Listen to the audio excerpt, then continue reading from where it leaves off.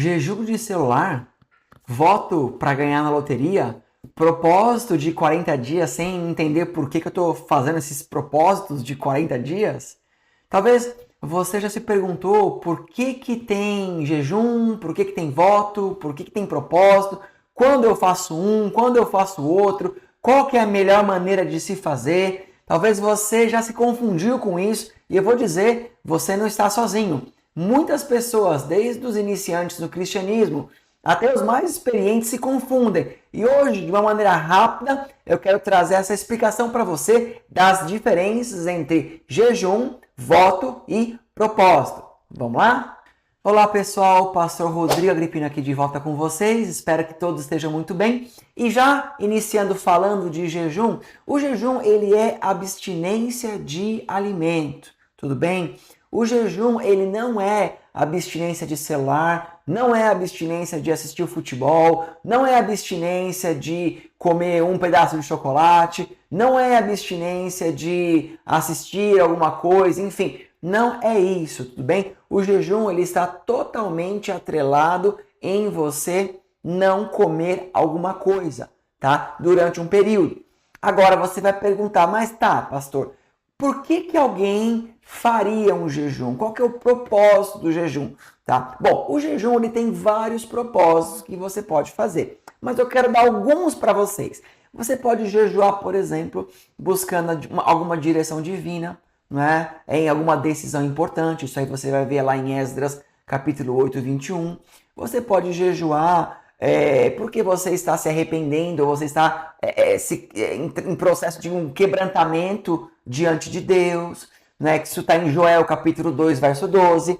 Você pode jejuar porque você quer o propósito de entrar numa intercessão intensa. Então, intercessores jejuam, né? Está intercedendo pelos outros, orando pelos outros. Então, você entra em jejum, como fez Esther. Ali você vê Esther no capítulo 4, verso 16. Porque você quer entrar em consagração. Então, você entra em jejum para que você tenha mais tempo de oração, mais tempo de buscar a Deus, né? Então, você tem consagração para o ministério ou algum chamado específico, né? Lá em Atos capítulo 13, verso 2. E você, obviamente, também pode entrar em jejum apenas para que você esteja muito mais conectado com o Senhor, né? Reconhecer a sua dependência em Deus e tudo mais. Tudo bem? É claro que, nesse último ponto, não é porque você vai ficar em jejum é que então Deus vai falar mais com você. A questão é, se o seu coração é de entrar em jejum porque você vai se dedicar a buscar a Deus, então sim, então isso é válido.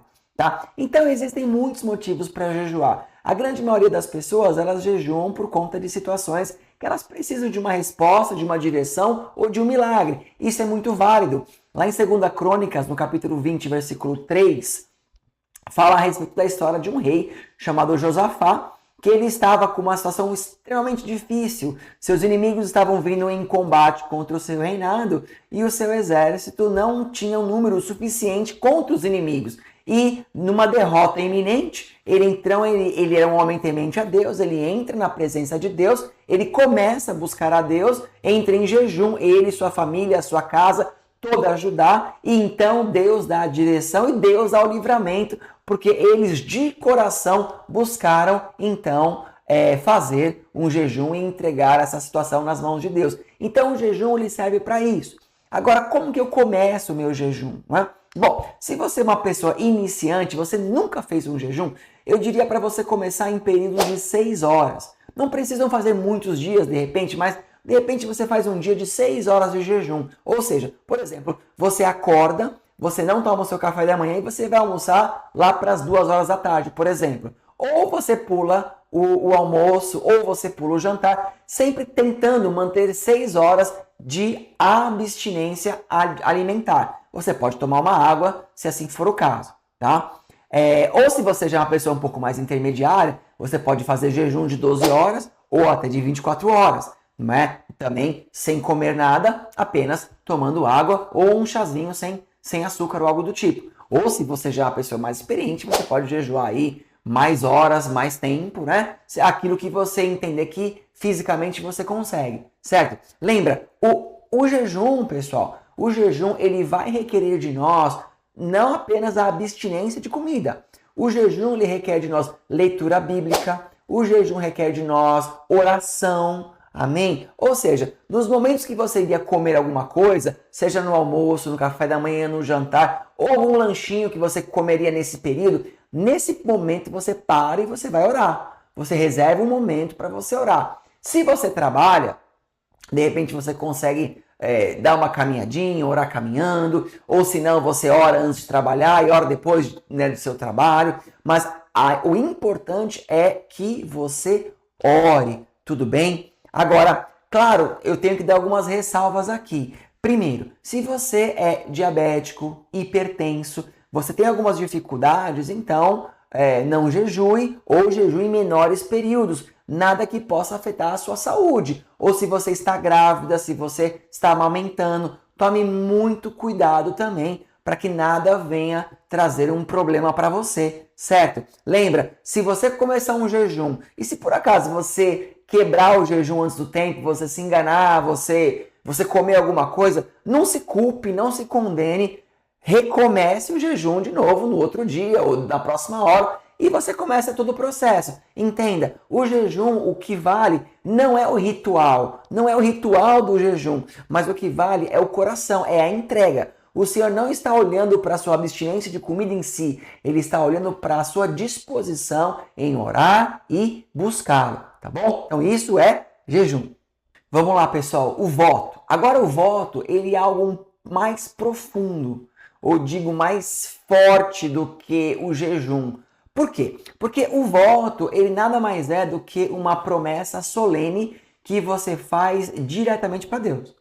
Então, por exemplo, ali no livro de Eclesiastes, no capítulo 5, algumas traduções trazem o seguinte, de que mais vale você não fazer um voto do que você fazer o voto e não cumprir, certo? Então, por exemplo, a mãe de Samuel, Ana, a palavra do Senhor diz que ela não podia gerar filhos, e um dia no templo do Senhor ela faz um voto com o Senhor. Ela diz para o Senhor, se o Senhor desse a ela um filho, ela o devolveria para que ele fosse cuidado no altar, criado para servir ao Senhor. Ela faz um voto, Deus cumpre a parte dele e obviamente também Ana cumpre a parte dela. Então quando você faz um voto com Deus, você faz um voto sobre algo, obviamente, que você está buscando, mas você faz uma aliança de uma devolução ao Senhor de algo que para você é importante. Mas vamos entender isso um pouquinho mais no detalhe para que você não tenha dúvidas, né? Então, para que eu posso fazer o voto? Bom, eu posso fazer um voto por conta de uma gratidão extrema, assim como Ana fez, por conta de uma consagração profunda de vida ou de ministério, por conta de uma dedicação especial em alguns momentos únicos, né? Mas eu nunca faço um voto para fazer uma barganha com Deus. Isso eu nunca devo fazer, ó Senhor. Se o Senhor me der, eu te dou, né? Isso eu nunca devo fazer, tá? Agora, quando então que de repente eu posso decidir fazer o voto? Bom, primeiro, eu aconselharia você que quer fazer um voto, se você está debaixo de uma cobertura espiritual, se você tem um pastor, se você tem, enfim, uma liderança, eu diria para que você entrasse em contato com a sua liderança, para que você explicasse o motivo que você quer fazer um voto. Por quê? Porque um voto ele vai te requerer que você cumpra, que você faça um compromisso com o Senhor sem quebrá-lo, não é? Porque assim diz a palavra de Deus. Então, eu preciso primeiro ter um tempo de oração, entender se é isso mesmo que eu vou fazer, se é isso mesmo que eu decido fazer. Uma vez que Deus, então, confirmou no seu coração, você está em paz, a sua liderança está junto com você, então, você vai e faz um voto. Só que o voto, ele tem que ser algo específico, tá? Ele tem que ser algo específico. Por exemplo, você faz um voto assim para Deus, olha, eu vou visitar casas de idosos durante 2 horas toda semana durante 1 ano. Então, esse é seu voto. Senhor, né, a partir do momento que tal coisa, que o Senhor me der tal coisa, eu faço um voto solene com o Senhor, que eu farei isso. Compreende? É um compromisso, é um negócio muito, muito sério, né? Senhor, se o Senhor, em nome de Jesus, trouxer essa cura, né, na minha família, na minha vida, Deus, eu estou em jejum, mas eu faço um voto com o Senhor. Se isso acontecer, Deus, eu prometo que durante 1 ano não vou perder nenhum culto nos domingos. Entendeu? Então, um voto é uma promessa, é uma aliança que você está fazendo com Deus, né? E a palavra do Senhor também vai nos dizer de que se nós prometemos e não cumprimos, o Senhor lhe vê isso até como um ato de bruxaria, para você entender como isso é muito pesado. Então, não faça um voto com o Senhor se você não vai cumpri-lo. Aí você vai pensar, pô, pastor, então eu não vou fazer voto nenhum. Não, aí é falta de fé. Pô, mas eu te pus uma cilada, né? Não. Na verdade é o seguinte, se você ama o Senhor e sabe que Ele pode fazer, e sabe que aquilo que você vai fazer um voto vai agradá-lo, faça. Porque isso vai intensificar o seu jejum, o seu clamor e a sua oração, bem como aconteceu na vida de Ana, que ela não apenas gerou um filho, ela gerou um profeta que mudou a história, que ungiu Davi como rei, e Davi é antecessor, né? Da geração de Davi viria o Senhor Jesus Cristo. Bom, e o último é o propósito. E o que é o propósito? O propósito é uma ação específica para um determinado momento, a fim de você atingir algum objetivo espiritual. Sabem que, por exemplo, na Bíblia, é curioso, você talvez já ouviu falar do jejum de Daniel, que é um jejum de 21 dias que você se abstém de todas as coisas normais, com exceção das coisas que nascem da terra. Mas existem muitos pastores e teólogos que entendem que, na verdade, o jejum de Daniel não era apenas um jejum, mas ele era um propósito. Porque lá em Daniel 1, verso 8, diz que ele propôs em seu coração. Então, ele determinou que durante um período iria ficar daquele jeito, né? Não que era um jejum de abstinência total. Porque um jejum, ele é obrigatoriamente tirar toda a comida. Já o de Daniel, você continua comendo, certo? Só que você abstém-se de uma parte da comida, que é o propósito, certo? Então aqui então, entraria, de repente, pessoas que fazem alguns propósitos, como, olha, não vou comer chocolate porque eu sou muito viciado, não vou tomar café, não vou assistir ao jogo de futebol, não vou entrar na internet, não vou fazer isso. Então isso seria um propósito. É claro que para que isso tenha-se um efeito, ninguém faz um propósito de um dia. Então os propósitos, eles são de repente mais longos, com mais tempo do que o jejum, talvez o mesmo tempo de um voto, por exemplo. Mas percebam, o propósito, você não está fazendo uma promessa a Deus de algo que você vai devolver a Ele. Mas você, assim como o jejum, o propósito, você está se colocando numa situação para que você se aproxime mais de Deus, por exemplo, espiritualmente, ou tenha algum resultado naquele propósito. Mas vamos lá de forma prática aqui, né?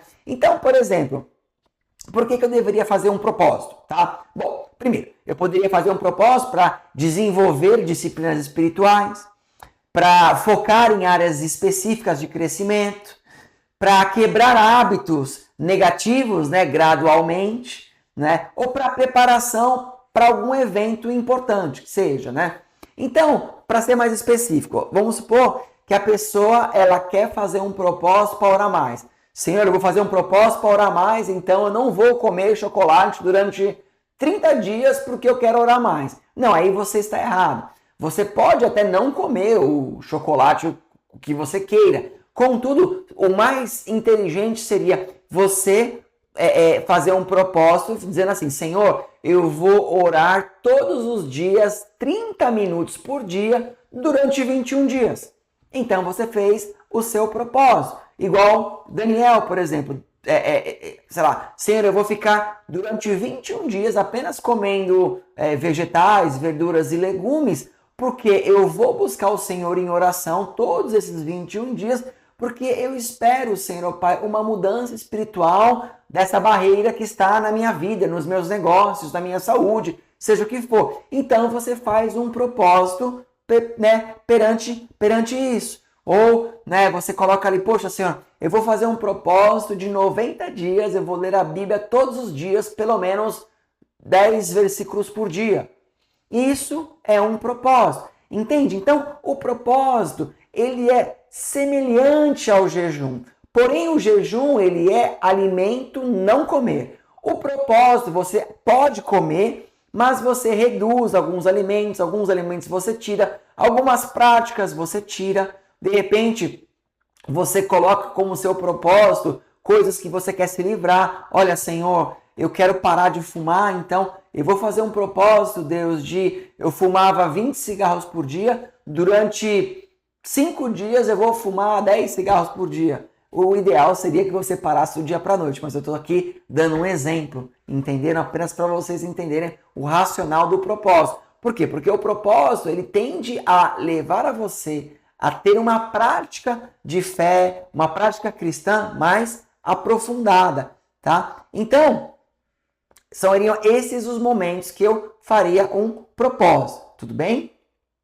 Bom, pessoal, então eu espero que tenha ficado claro para vocês. Então, um jejum, por exemplo, eu faço quando eu preciso de uma intervenção, de uma mudança, de uma direção de Deus referente a alguma coisa que já não está mais nas minhas mãos apenas. Eu preciso de uma intervenção divina para isso, né? Seja uma mudança de emprego, seja uma cura, seja o que for, tá? Um propósito, ele é então algo que eu faço para ter uma melhora minha espiritual em alguma coisa, para que eu evite alguns vícios, para que eu diminua algumas práticas que o Senhor condena, para que eu melhore a minha aproximação com Deus, seja através da leitura, seja através de oração, algo do tipo. E o voto ele é o mais sério. O voto é quando você já tem realmente uma situação mais complicada, algo mais firme, né? Que você precisa de fato de uma intervenção divina mesmo, certo? Uma coisa que a pessoa, ela foi desenganada, ela tá numa sequência de coisas ruins, muito ruins, uma após a outra. Então a pessoa já estava fazendo um jejum, de repente ela já estava também em algum tipo de propósito, então ela entra com um voto para que então, Senhor, olha, eu faço uma aliança com o Senhor. Se o Senhor mudar essa história da minha vida, eu prometo que eu farei tal coisa, né? E aí, lembrando que isso você vai precisar, de fato, cumprir, tá? Porque senão você pode ter, de fato, consequências espirituais ruins porque você não cumpriu aquilo que você aliançou com o Senhor. Tudo bem, pessoal? Bom, e eu vou ficando por aqui. Eu espero que mesmo num vídeo curto, demasiadamente curto, mas você tenha entendido então a diferença entre esses três modelos de estar mais próximos de Deus. E se mesmo assim ainda você teve alguma pergunta, alguma dúvida, alguma coisa que você queria saber um pouco mais no detalhe, escreva aqui para mim, eu vou fazer o possível para te responder assim que eu conseguir, tá bom? Deus abençoe cada um de vocês. Vejo vocês então no próximo vídeo, em nome de Jesus.